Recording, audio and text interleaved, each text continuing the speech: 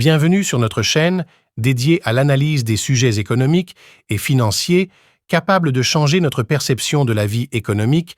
Abonnez-vous, likez et partagez pour ne pas manquer d'autres sujets. Sans plus tarder, let's go! Le bilan est un document financier qui présente la situation patrimoniale de l'entreprise à un moment donné, en général à la clôture des comptes annuels. D'une part, il permet de recenser ce que l'entreprise possède, appelé autrement l'actif, et d'autre part, ce qu'elle doit, appelé aussi passif. Principe d'élaboration du bilan.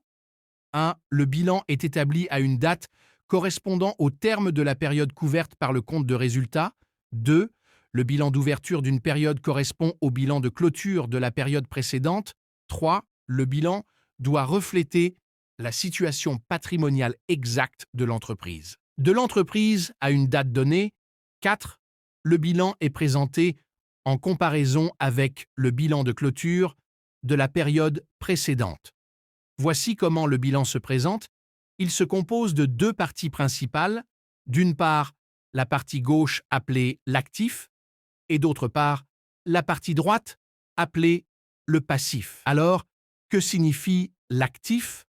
Actif signifie tous les biens que possède une entreprise ou encore les emplois acquis par l'entreprise à l'aide des fonds propres des actionnaires et du crédit reçu. Notez bien, la présentation des éléments d'actifs est faite par ordre de liquidité croissante des éléments du patrimoine, c'est-à-dire en fonction de la vitesse à laquelle un élément peut être converti en liquidité et les actifs, pouvant les plus rapidement convertibles en liquidité, sont inscrits en haut de la colonne d'actifs. Également, qu'entendez-vous du passif? Le passif représente l'origine des ressources obtenues par voie de financement, des actionnaires ou emprunts contractés auprès de banquiers, de fournisseurs et de tiers divers qui servent à financer les emplois. À retenir sur le passif, les éléments du passif sont classés par ordre croissant d'exigibilité.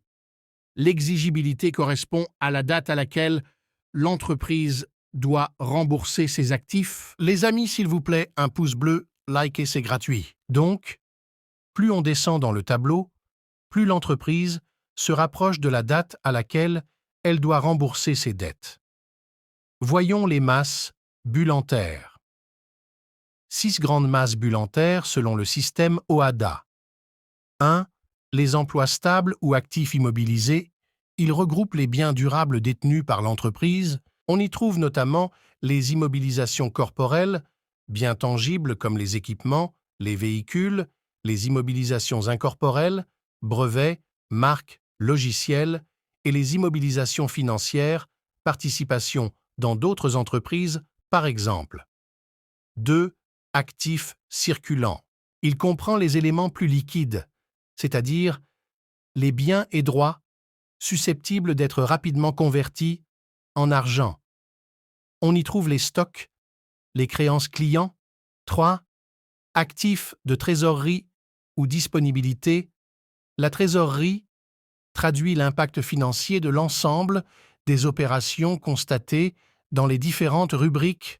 Elle est réservée au financement des opérations d'exploitation courante. 4. Les ressources stables représentent les capitaux propres, donc les ressources financières nettes appartenant aux actionnaires de l'entreprise. Les capitaux propres sont composés du capital social, des réserves, des provisions, de résultats nets de l'exercice et d'autres éléments. 5. Actifs circulants regroupent les emprunts contractés par l'entreprise auprès de tiers, institutions financières et dettes fournisseurs. Ces dettes résultent généralement des achats de biens ou services effectués par l'entreprise, mais qui n'ont pas encore été payés. 6. La trésorerie passive.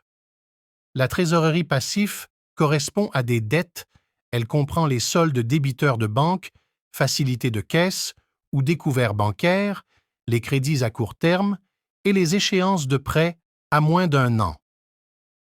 Ces 3 dernières masses bullentaires sont du côté passif. Voici l'équation fondamentale de la comptabilité, connue sous le nom d'équation bilan. Actif égale au passif. Cela signifie que l'ensemble des éléments d'actifs de l'entreprise doit être égal à l'ensemble de ses passifs.